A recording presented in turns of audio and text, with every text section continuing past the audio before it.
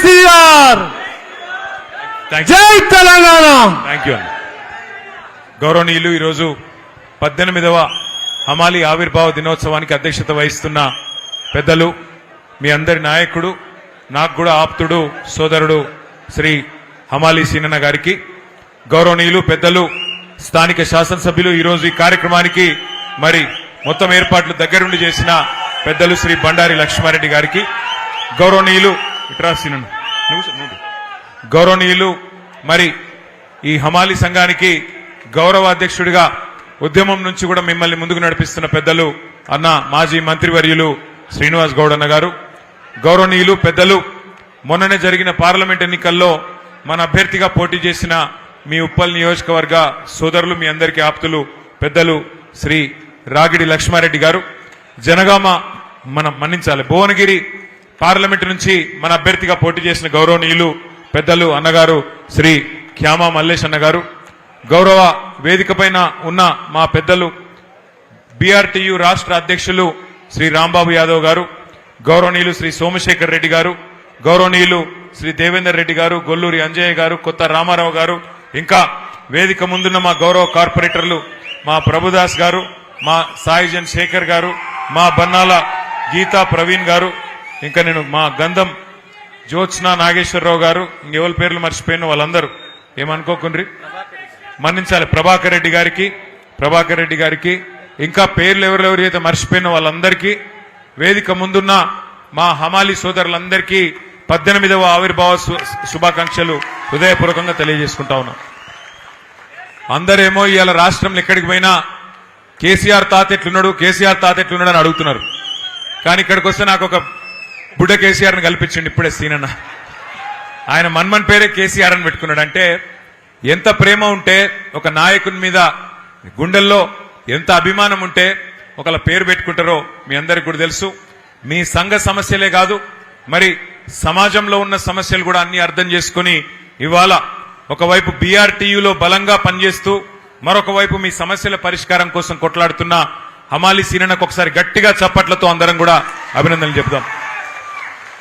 ఒకసారి సీనన్న మన కార్మిక విభాగం మీటింగ్కి వచ్చిండు.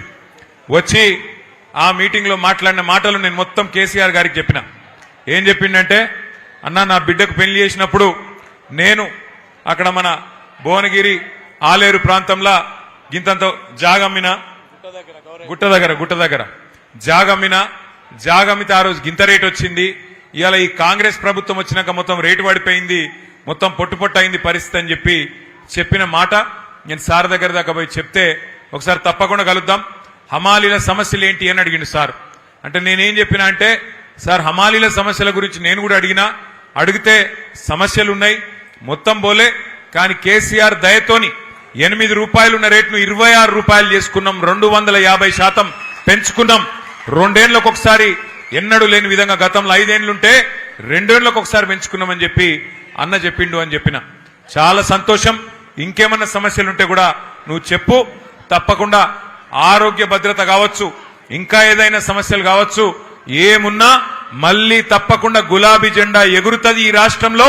తప్పకుండా హమాలీల సమస్యలు ఒక్కటి కూడా ఇడిచిపెట్టకుండా తీర్చే బాధ్యత మనది అనే మాట కూడా నువ్వు చెప్పు అని చెప్పి సార్ నాకు చెప్పిండు. మరి మీకు తెలుసు, కేసీఆర్ సార్ వచ్చిన తర్వాత తెలంగాణలో మన ప్రభుత్వం వచ్చిన తర్వాత ఏ తీరుగా వడ్లు వండినాయి, ఏ తీరుగా సాగు విస్తీర్ణం పెరిగింది నాకంటే బాగా మీకే తెలుసు. ఎందుకంటే మోసటోనికి తెలుస్తుంది కష్టం, బస్తాలు మోస్తే తెలుస్తుంది కష్టం తప్ప డైలాగులతోని పంచ్ డైలాగులతోని ఏమి కాదు.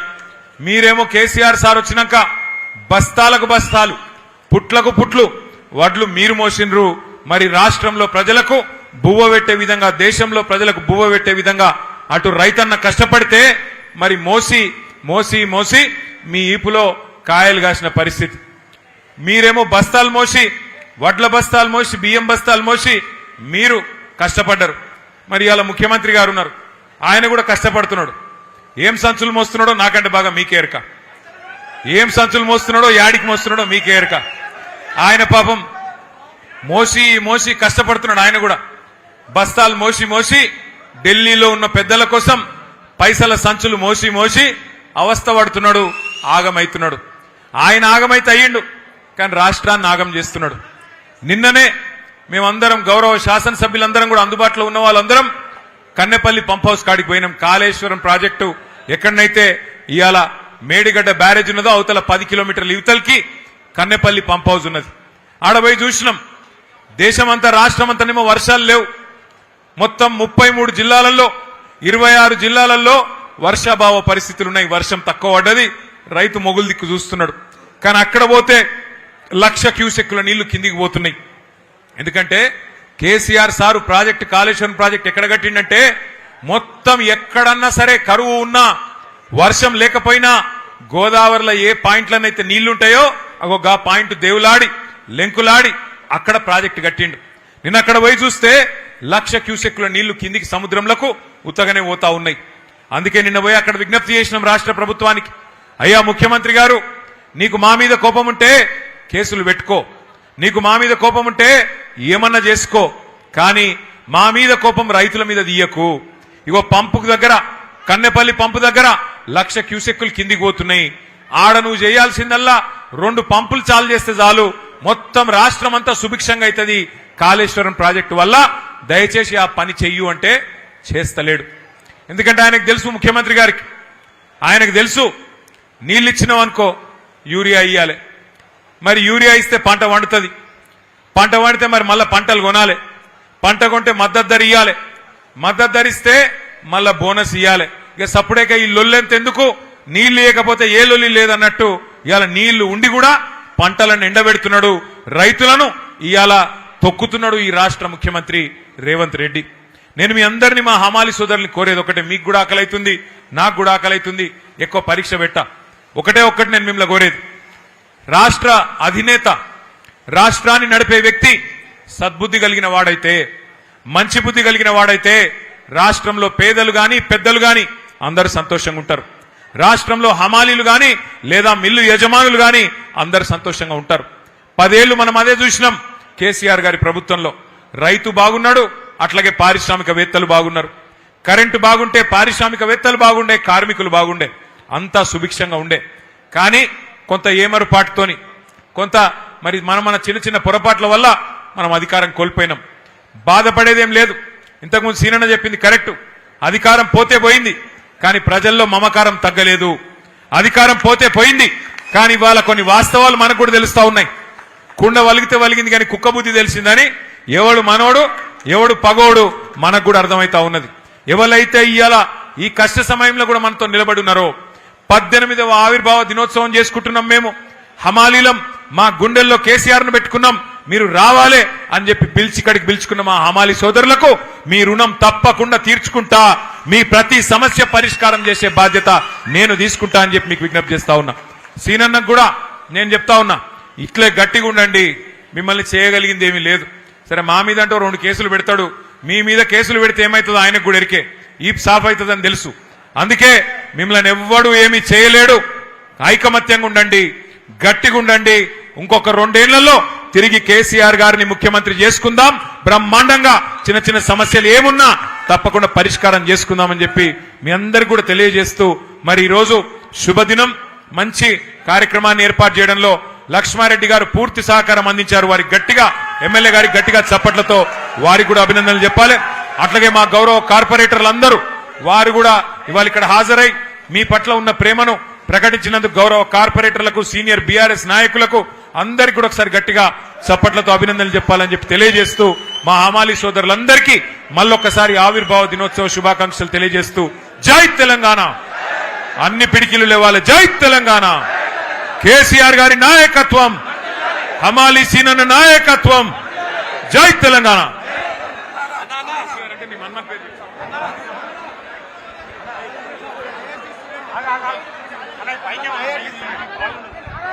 ఒక నిమిషం, ఒక ఐఐటిలో మరి సీటు వచ్చిన ఒక విద్యార్థికి గౌరవనీయులు లక్ష్మారెడ్డి గారు 1,00,000 రూపాయలు అందిస్తా ఉన్నారు.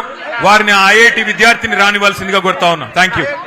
లక్ష్మారెడ్డి గారికి ప్రత్యేకంగా ధన్యవాదాలు. జరుగురా అయ్యా.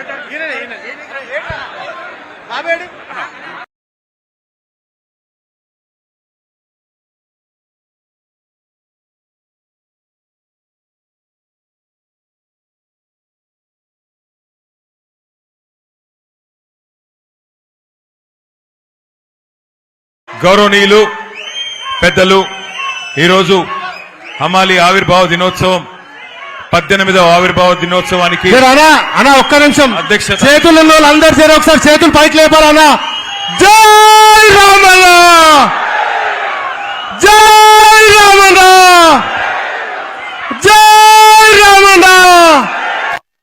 పెర్సబలో కేసీఆర్ కేసీఆర్, జై తెలంగాణ. Thank you. గౌరవనీయులు ఈరోజు 18వ